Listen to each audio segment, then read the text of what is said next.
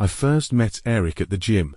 He smiled at me from the treadmill, and I honestly thought he seemed pretty charming. He offered to buy me a protein shake. I told him it wasn't necessary, but he insisted, saying people should be kinder to themselves. Back then, I had just started a new job, worked late all the time, and liked stopping by the gym to run a few miles at night. Eric was basically glued to the treadmill next to mine. He was there almost every day. It didn't take long for us to officially start dating. He always showed up at my apartment with bags of fresh veggies and chicken breast, saying he'd make me a salad. The first time he chopped fruit and cooked steak, I stood next to him watching. He looked so serious about it. That night we finished a bottle of white wine, and he told me I'd never have to worry about anything again, because he'd take care of it all. The first couple of months were actually sweet. He replaced the leaky bathroom faucet and changed the flickering kitchen bulb. On weekends, we went grocery shopping together. He'd stuff the cart full and joke that an empty fridge would feel lonely. I didn't overthink it. It felt nice to be cared for.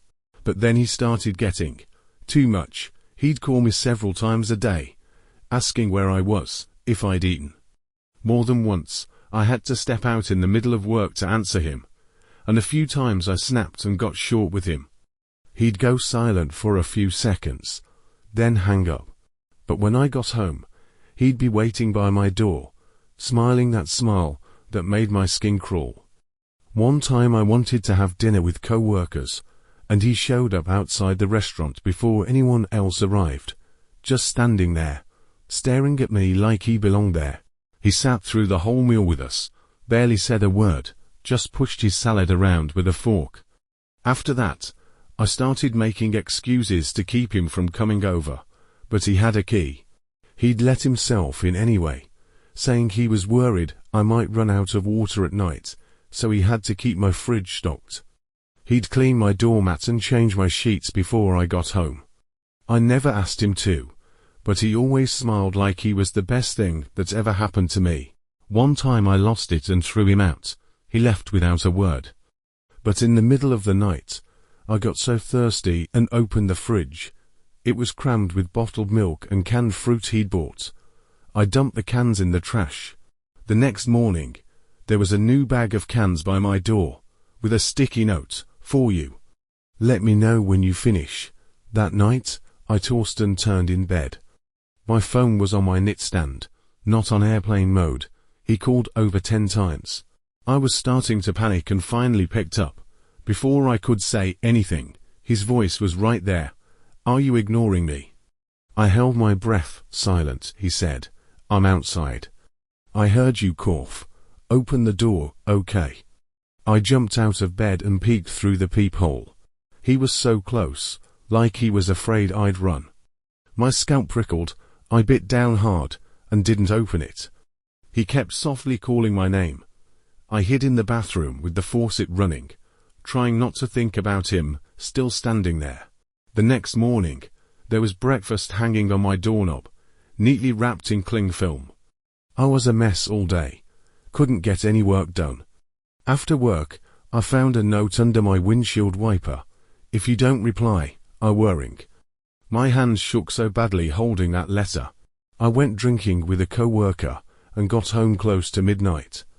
The porch light flicked on. I looked up and nearly fell over. He was leaning against my door like a statue. When he saw me, he spread his arms and said, "You're home. That's all that matters." I didn't say a word, just walked past him into the apartment. He followed me inside, softly asking if I'd eaten. I ignored him, kicked off my shoes, and locked myself in my room. He stood outside for a long time, then seemed to leave. I didn't sleep at all. Later, I changed my locks and my number. He still found me. He'd wait near my office after work, pretending to run into me, smiling like nothing happened. Even if I hid inside a convenience store pretending to browse drinks, he'd stand outside, watching through the glass like we were fine. Once, I got so scared, I took time off and went back to my hometown with my phone turned off. He actually called my parents, said he was my boyfriend and wanted to know where I was. My mom thought he sounded so considerate she asked if we'd had a fight when I got back. After that, I basically crashed at a friend's place every night. My friend said I had a stalker's shadow in my head, but I knew it wasn't just stalking. He was woven into my life, so deep, he didn't need me to talk back. He could play out the whole story by himself. I thought about going to the police, but he'd never hurt me or threaten me.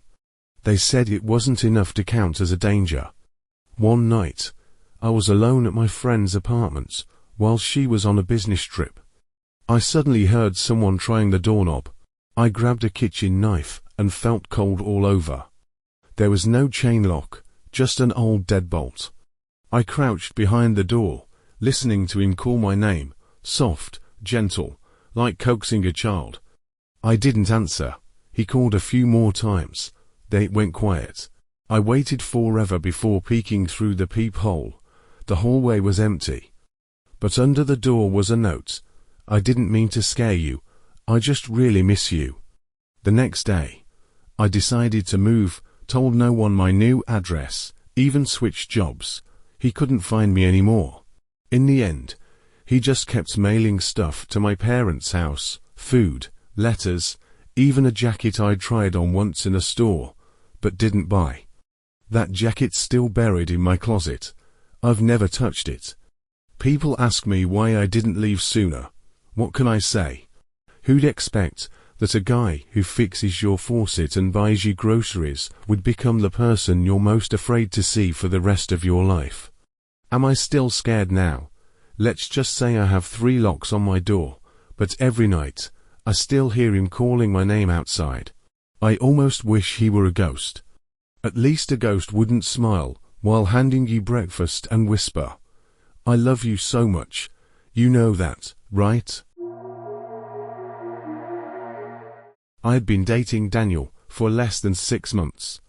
He was handsome, easy to talk to, and so thoughtful, it was hard to find a flaw. He remembered the brand of coffee I liked and dropped it off at my office in the morning. He kept a clean jacket in his car, because he knew I got cold easily. On weekends, he drove me to the countryside to see the views or fix my broken appliances without being asked. Being with him felt effortless, almost too easy. One night, I was at his place for dinner. He made steak with roasted asparagus and chilled a bottle of white wine. After the meal, he cleaned up and told me to relax in the living room. The house had belonged to his parents, a 2-story place with a small basement. I usually stayed upstairs since he rarely mentioned the basement. That evening, I offered to throw away the empty wine bottle. The kitchen bin was full, so I asked where to put it. He said, "There's a bigger trash can downstairs. You can use the one in the basement." I carried the bag to the basement door and pulled the light cord. The staircase was narrow, the wooden steps creaked, and the air smelled faintly damp. It was cleaner than I expected. One side was stacked with random items, the other had an old wooden cabinet against the wall. I started to look for the trash can when I noticed the cabinet door was slightly open, corners of paper sticking out. Curiosity made me push it wider. Inside were photographs, neatly arranged. Every picture was of a girl. Some looked like casual snapshots. Others were clearly taken secretly, angles from street corners, coffee shops, living rooms. Each photo was clipped with a note, a name, a date. Some had words like "first meeting" scribbled on them. I froze, a hollow chill opening in my chest. I flipped through more. The faces were all different, outfits and settings changing, a collection that seemed to stretch back years. One photo made me stop. A girl laughing brightly, sitting in a cafe. Behind it were more pictures of the same girl, at different times, ending with one dated 2 years ago. My hands trembled.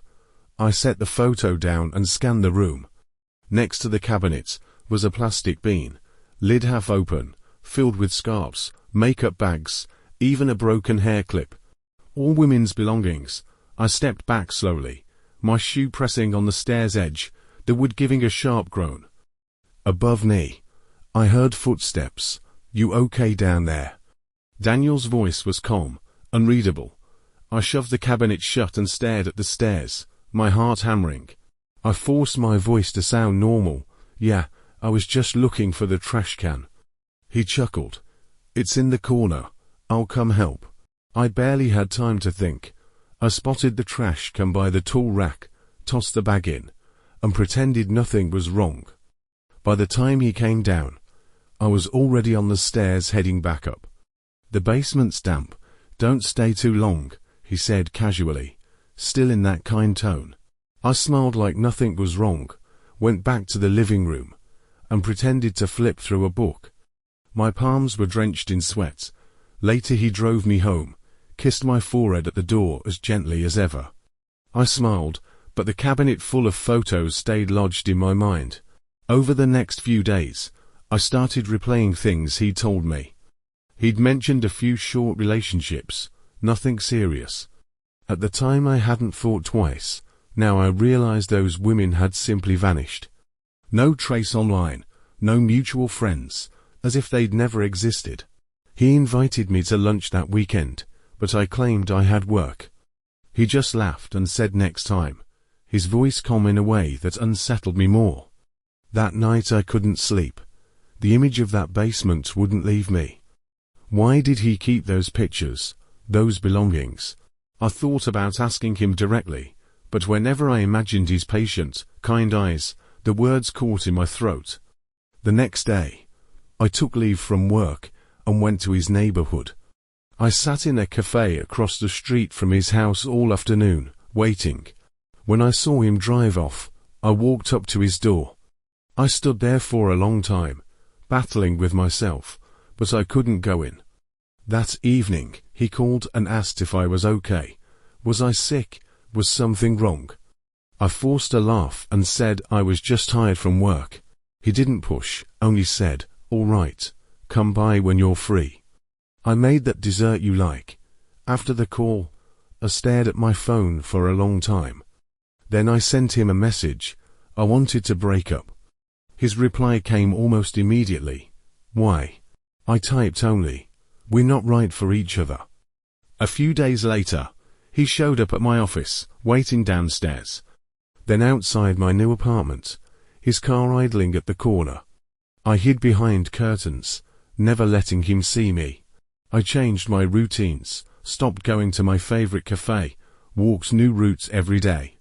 I kept hiding, until one day, he simply stopped showing up. The day we broke up, I made it clear, we couldn't go on anymore. The arguments were constant, and our visions of the future didn't line up. She stayed silent for a while, then only replied with "okay." I thought that was the end of it. For the first few days she didn't reach out, and I breathed easier. Then one Wednesday morning, on my way to work after grabbing coffee, my phone buzzed. It was a message from her. The photo was of me, standing outside the cafe, holding a latte, head tilted slightly as I crossed the street. The angle wasn't a selfie, it looked like it had been taken through a car window or from behind someone in the crowd. I stared at it for a long time, unease settling deep in my chest. I typed back, "Where are you?" She didn't respond. That night, sitting in my living room watching TV, my phone buzzed again. This time, it was a shot taken through my own window. In the picture, I was sitting on the couch with my laptop on my lap, dim light above me, the background cluttered with takeout boxes I hadn't thrown away yet. The photo had been taken from across the street, zoomed in to catch me inside my home. I rushed to the window and looked out. The street was quiet, no one in sight.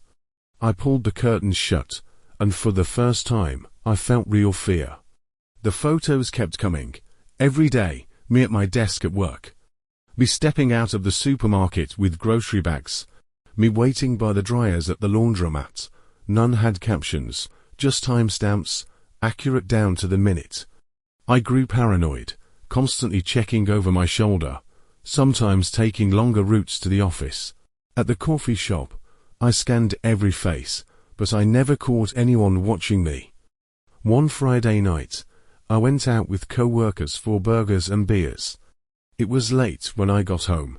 I had just taken off my jacket when my phone buzzed again. The photo showed me leaving the restaurant with a co-worker. She had been standing on the corner, waiting, camera in hand. I didn't sleep that night. I lay staring at the ceiling, knowing she could follow me anywhere, knowing she was close enough to take those pictures. The next day, I finally called her. It went straight to voicemail. I left a message, asking her to stop, telling her we needed space, that this wasn't good for either of us. Less than 10 minutes later, another photo came through. It was me on the balcony, phone to my ear, face tight with worrying. The phone almost slipped from my hand. I stood frozen, skin crawling. I started avoiding home, crashing at friends' places. But even there, she found me. One night, while I was watching a movie at a friend's, my phone buzzed again. The photo was of me, taken through the window, side profile lit by the TV screen. The angle was from across the street. That was when I understood completely. This wasn't a passing obsession. She was following me. Everywhere. I went to the police.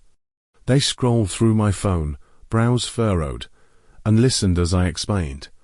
They went to her registered address, but no one answered. Neighbors said she hadn't been around 4 days. I felt a flicker of relief, thinking maybe it was over. But the next morning, my phone buzzed. The picture made my scalp prickle. It was me at the police station, sitting across from an officer, talking. I dropped the phone and sank to the floor, legs weak. After that, the photos came faster, every few hours. Me picking out milk at the grocery store. Me waiting at the train station. Me pressing the button inside the office elevator. One was of me asleep at night, the camera angled down from beside the bed. I stopped going home altogether and checked into a hotel. But she found me there too. I hadn't told anyone my room number. Still, she sent a picture of me at the front desk. Picking up the keycard, my back turned. I changed my phone number, deleted all my accounts, altered my routines, skipped work, stayed hidden. Each time I thought she'd lost track of me, another photo arrived. At 3 in the morning, I lay in the hotel bed with only the bedside lamp on. My phone buzzed. The picture was of me, under the blanket, wide awake, clutching my phone with fear in my eyes. I lifted my head slowly and stared into the darkness at the foot of the bed. There was no one there.